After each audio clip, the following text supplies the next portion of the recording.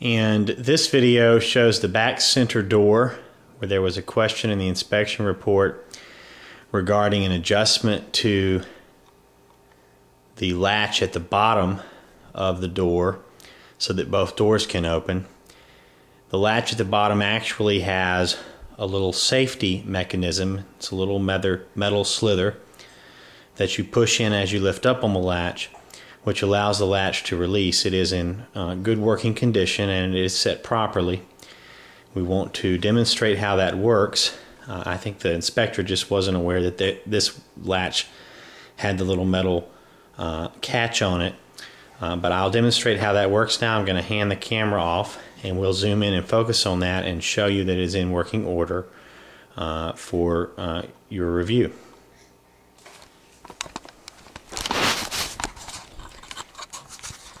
And I've just handed the camera off.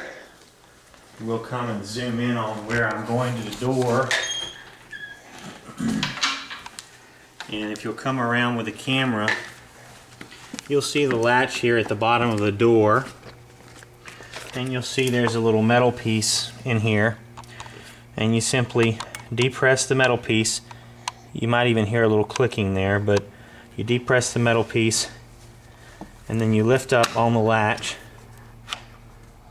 and the rod comes out of the hole that's drilled here and the door opens. And so you have a working latch. Now I'll reset the latch.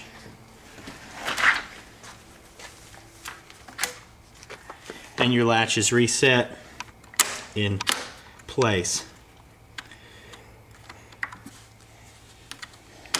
So there we have it.